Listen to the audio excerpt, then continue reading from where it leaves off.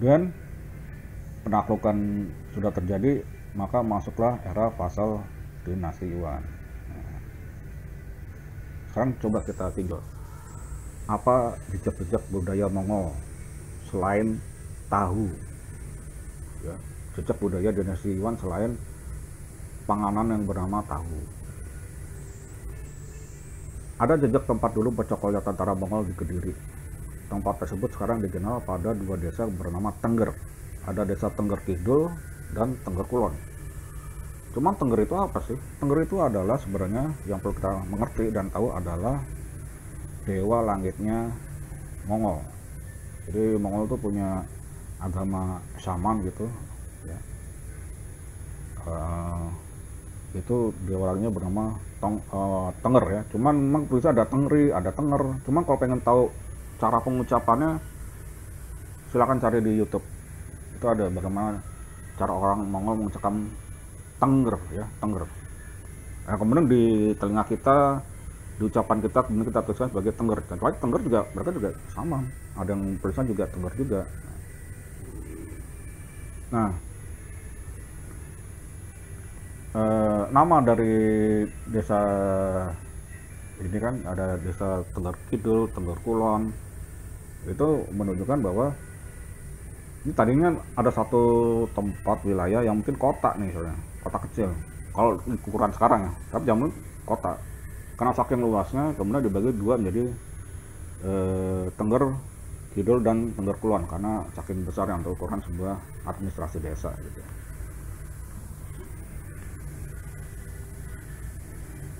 Tengger juga selain nama nama dewa langit juga diabadikan sebagai nama gurun di Mongol. Juga nama kaibutan mereka di Mongol sana ada gunung yang namanya Outgod Tengger. Jadi harap dicatat dan diingat ini, kembali lagi ya, perlu kita ingat kosakata Tengger sudah ada sebelum ada pengungsian zaman sirnanya Majapahit di zaman Demak, di mana banyak orang lari ke Bromo. Sebelum ada Persebaya itu nama Tengger sudah ada. Kenapa ada dongeng-dongeng seperti itu ya? Kita mesti introspeksi lagi siapa yang bikin dongeng itu gitu. Jadi benang merahnya tuh ke sana. Jadi tentang penamaan ini adalah tentang ideologi gitu. Ideologi ataupun sebenarnya teologi Tengger ya. Dinasti Yuan butuh lebih dari satu generasi loh untuk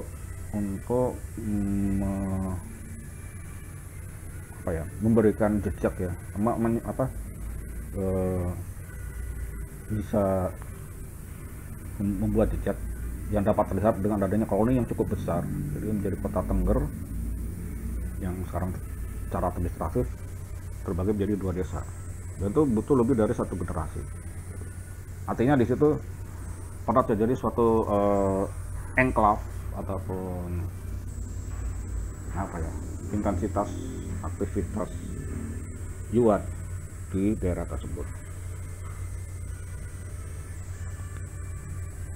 Nah, nanti coba dilihat di YouTube bagaimana cara mereka mengucapkan. Ini penting karena ini merupakan salah satu proses bagaimana kita melakukan detranskripsi dari huruf yang tertuliskan. Ngomongnya seperti apa sih? Kebetulan ada nih kan cara contoh pengucapannya. Nah, setelah cara politik militer ini stabil ya, berdiri didudukin, kemudian raja baru bangsawan Champa yang dilantik oleh dinasti Yuan Mongol di Kediri ya, cara politik ingin membangun sebuah komunitas baru yang untuk membangun tradisi baru kan gitu. Jadi dia mencari tempat untuk istana barunya di tempat yang lebih kondusif untuk membangun lingkungan sosial yang baru beserta doktrin-doktrin kerajaan yang baru. Kalau masih di Kediri kan mungkin ya tidak terlalu kondusif karena sudah ya banyak sisa-sisa peperangan, kemudian juga mungkin masih ada orang-orang dari orang-orang lama kan gitu. Nah, cara garis besar itu bangsawan Champa beralih ya, jadi mengalihkan sifat kerajaannya ya, dari lingkungan yang dominan Buddha di Kediri Kertanegara ke Siwa Campa. Dia mesti Campa ini Siwa kan gitu. Kertanegara Buddha. Nah, ini ada beberapa aspek arkeologi yang perlu kita cermati ini. Jadi, yang dalam kerangka narasi ini. Ada 4 arca Jina Kertanegara semasa beliau masih hidup yang ditemukan di Kediri ya, di Singosari, Tumapel, di Trawas dan Trawulan, Desa Kandang Gajah. Nah, ini memberikan cerita gini. Artinya ya, ketika Raden Wijaya ataupun bangsawan Wijaya memindahkan ibu kota dari Kediri ke Trawulan, itu sebetulnya di Trawulan itu sudah ada pemukiman, sudah ada pemerintahan di situ. Jadi tidak ada sebenarnya yang buka hutan, karena Trawulan sudah berupa kota atau desa. Sudah ada cerita tentang Majapahit. Ternyata dari data-data juga buah maja atau yang dalam bahasa Latinnya adalah Agle marmelos itu merupakan masih satu ordo dengan jeruk, adalah bukan buah pahit melainkan buah manis yang beraroma. Nah, ini juga penting. Ini siapa soalnya yang kenapa yang dituliskan itu tidak sesuai gitu loh, siapa yang ngarang-ngarang cerita gitu loh gitu. Nah, ini yang perlu perhatikan. Jadi buka hutan itu seperti cerita bagaimana gitu kan ya, enggak, karena Trawulan sudah ada peradaban, sudah ada pemukiman, sudah ada pemerintahan kerajaan di situ gitu. Ya, Trawulan sudah ada. Kemudian bahwa ketika membuka hutan itu makan buah maja yang rasanya pahit, ya enggak juga, enggak, karena buah maja itu manis gitu. Ya kalau ada pohon, ada buah yang mentah atau yang matang, ya orang mau cari buah yang mana gitu loh. Itu ya aneh-aneh aja gitu kan. Ya makanya ya itulah perlunya kita melakukan transkripsi, transliterasi, translation. Ini ya kita rekonstruksi dan dekonstruksi ulang dari apa yang sudah dihafalkan. Bukannya kenapa ya, selain bias project juga mungkin juga data-data ini dulu waktu ditulis cerita-cerita dulu itu ya mungkin tidak kecukupan data dari arkeologinya segala macamnya itu. Jadi data-data yang dari sini yang perlu secara legowo gitu ya, legawa kita ya jatah badannya, oh ternyata seperti ini situasinya, ya sudah toh. Ya kita perlu tahu yang sebetulnya seperti apa gitu supaya kita mengerti bagaimana cari cara bagaimana cara untuk lebih baiknya bagaimana gitu. Nah, itu tadi tentang bagaimana bangsawan Wijaya coba membangun dogma, doktrin, teologi mereka ya, dengan mencari lingkungan yang baru. Nah, perjanjiannya itu rajanya dari Wijaya, tetapi tentaranya, militernya itu dominan dari Mongol. Nah, ini yang di peta ini kita bisa lihat ya, ini ada pangkalan armada laut, markas pasukan darat, dan kantor administratifnya Yuan.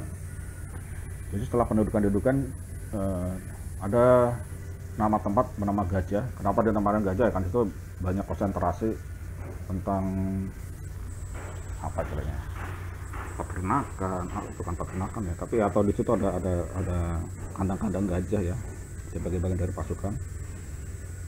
Nah, terus dinamakan Gajah gitu kan, Desa Gajah menjadi pelabuhan militer dinasti Yuan dengan akses ke Laut Jawa dan pedalaman Jawa melalui Bengawan Solo.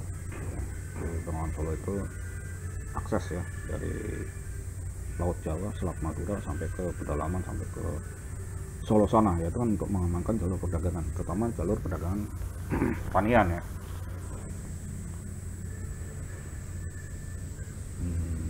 Itu jadi jalur ekonomi itu Bengawan Solo. Kemudian sekitar 15 km dari Desa Gajah itu ada nama tempat bernama Modo. Mada, menjadi pangkalan militer darat dinasti Yuan yang tidak terlalu jauh dari Pelabuhan Gajah ya, 15 km. Make sense lah gitu, untuk mobilisasi segala macam. Jadi ada nama tempat bernama Gajah, tidak jauh dari situ ada nama tempat bernama Modo, Gajah Modo, Gajah Mada. Itu kode ya, kita juga mulai mengerti kan. Nah, bagaimana sifat dari Gajah Mada ini? Secara geografis ada kota yang ini sebenarnya jadi kota administratifnya Yuan, yaitu sekarang ini jadi nama desa dan dusun ya. Kalau dulu tuh ya kota. Itu nama tempat bernama Yongyang. Kok bisa ada nama Yongyang? Itu kosakata Jawa dari mana yang bisa mengarah ke Yongyang? Ya nggak ada. Itu kosakata dari sana, dari utara. Jadi Yongyang ini adalah administrasinya dinasti Yuan. Ada nama tempat Yongyang. Sekarang masih ada itu. Itu ada nama desa, nama dusun itu Yongyang namanya. Ya, itu kok bisa ada nama Yongyang nyelip di tengah Jawa, di tengah Jawa Timur. Nah, gitu. Nah, itu juga menjadi suatu dikasih. Dan posisi Yongyang juga nggak jauh dari Mojorejo dan Mojokerto yang juga sebagai pengepul petik ya. Jadi kan kok keratonnya bangsawan Wijaya itu kan ada di Mojokerto gitu. Mungkin kemudian berandanya front desk-nya itu ada di Mojorejo. Nah, itu nanti berinteraksi dengan Yongyang gitu untuk masalah upeti segala macamnya. Jadi nama-nama ini bukan nama-nama yang kebetulan. Nama itu ada karena ada cerita babatnya, ada cerita peristiwanya yang sangat membekas selama berabad, selama bergenerasi gitu.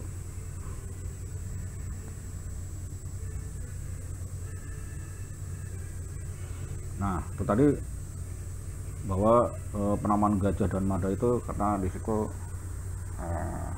tentang posisi pangkalan militer. Nah, sekarang berbeda dengan panglimanya sendiri, jadi Komando Militer Gajah Mada. Jadi dengan adanya barak-barak militer Gajah dan Mada itu mengadakan Komando Militer Mongol ya, dan Gajah Mada adalah jabatan panglima yang mengomadai dua divisi utama tersebut, divisi laut yang pegang akses kapal-kapal dan pasukan darat. Kemudian arti penamaannya sendiri kira-kira bagaimana sih kok bisa muncul gitu juga Gajah Mada gitu menjadi populer gitu kan. Jadi nyatanya tuh arti Mada kalau kita lihat dari kamus Sanskerta ya, itu adalah fluid exudes from a rooting elephant temple atau juga fighting. Jadi gajah itu kalau gajah jantan ya, kalau dia lagi masuk masa periode libidonya itu, dia akan mengeluarkan hormon dari samping kepalanya di dekat telinganya itu. Nah, itu dia lagi masa agresifnya. Nah, itu mungkin kenapa nama itu dipakai ya, untuk menunjukkan tentang agresivitas militer ya gitu. Siap tempur gitu kan. Kemudian ada arkeologi di Trawas, itu ada Candi Gajah. Nah, di situ kan ditemukan ada bangunan berupa arca, bilik komando yang diusung oleh dua gajah.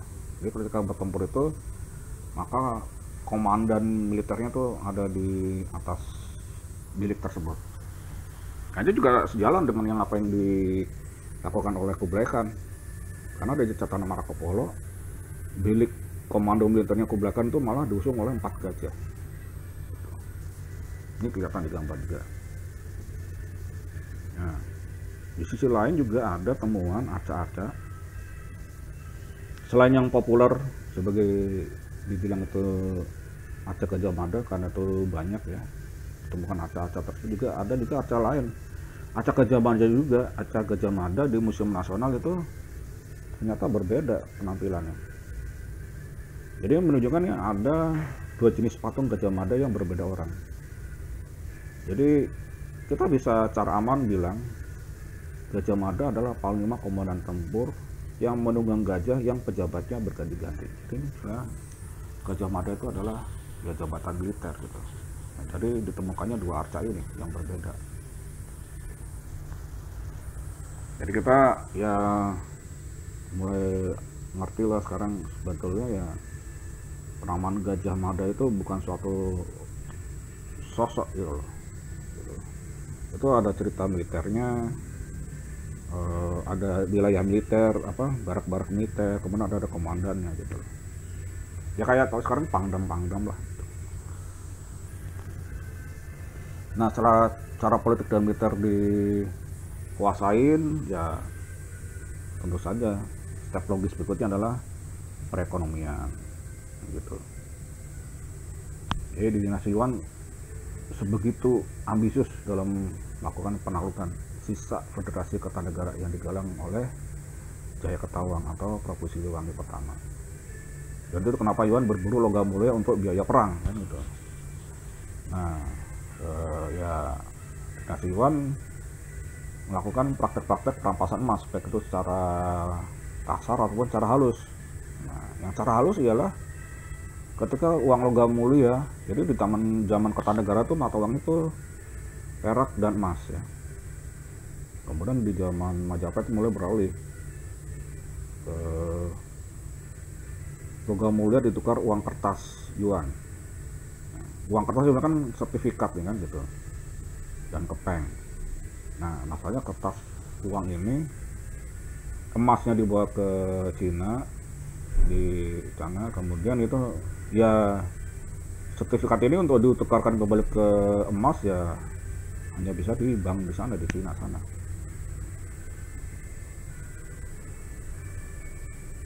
Ya, ini yang sebenarnya merugikan gitu. Karena uang emasnya dibawa ke sana diganti sertifikat atau uang kertas, tapi hanya bisa ditukar di sana. Ya, dan mereka sangat pintar yang cara halusnya ini, menukar uang emas dan perak dengan juga kepeng ya, Cina bolong, kepeng kerajaan Cina yang dimitoskan memiliki kekuatan gaib, ada nilai di skalanya, sehingga kemudian ya ini ya kecerdikan mereka ya gitu ya. Kita juga mesti ingat bangsawan Wijaya ini kan Hindu.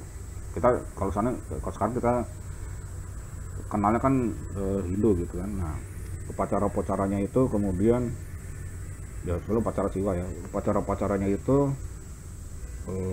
dengan menggunakan kepeng Cina yang sudah dimitoskan punya skala ya, dan itu masih berbekas sampai sekarang, sehingga dibuat sedemikian rupa narasi supaya uang ini kepeng ini sebegitu dipujanya gitu ya. Sehingga ya itulah bagian dari penaklukan ekonomi sembarangan gitu. Logam mulia ditukar dengan uang kertas dan kepeng ya. Dan untuk supaya itu melekat digunakan oleh orang kita ya kepeng itu dipakai juga di upacara-upacara ritualnya orang-orang dari bangsawan Wijaya, yang itu masih membekas sampai sekarang itu. Nah, itu yang belum kita belum mengerti ini kapan lahirnya, di dunia bagaimana, kan dulu sebelumnya belum, nggak ada, terus kenapa mesti terikat kan gitu. Itu yang kita mesti bisa secara sadar menaklukkan ego hafalan ya. Ini memang bisa membuat dampak kognitif dissonance. Kita masalah nggak nyaman lah, gue hafalnya ini selama ini juga begini, biasanya juga begini, nggak ada masalah tuh ya, sudah masalah kan gitu. Itu ya tuh yang perlu, kebiasaan ini yang perlu kita sadari bersama.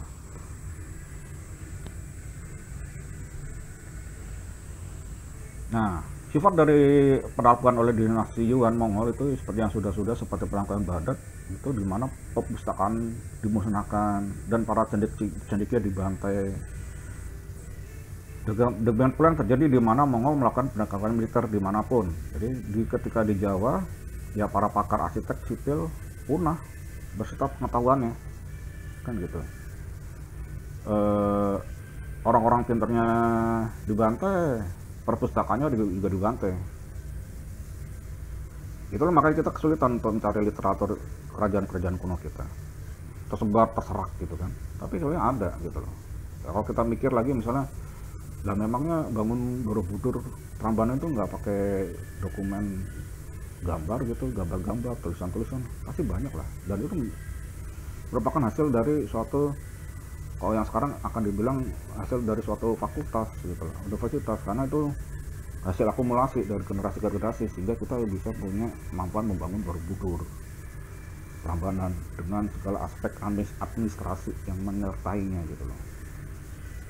Nah, setelah terjadi pembantaian, nah kekosongan ini diisi dengan dibawanya arsitek-arsitek Campa oleh bangsa Wijaya.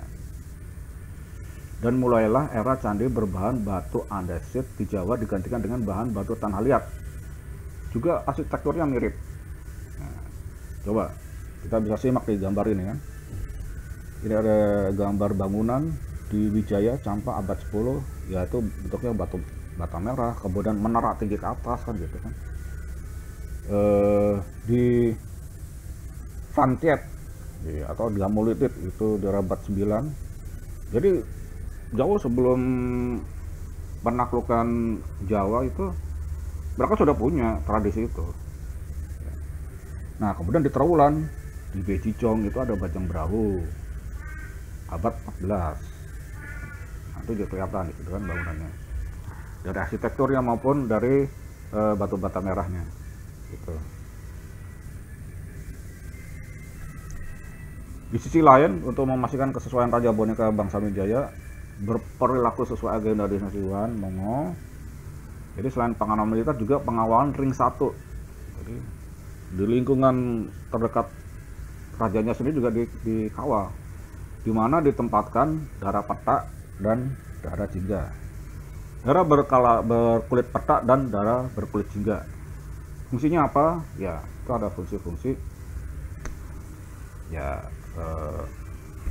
selain fisik juga metafisik juga. Ya, makanya kita jadi bangsa Jawa ini ya jangan polos-polos amat gitu loh. Walaupun sekarang suka nggak suka pasti ada lah gen yang nyampe ke kita itu dari Campa, dari Mongol, dari Yuan. Cuman kita mesti tetap berperilaku, kita pegang prinsip gimana bumi dipijak di situ langit dijunjung gitu loh. Kayak gitu itu ya. Itu dasar dari agama gitu.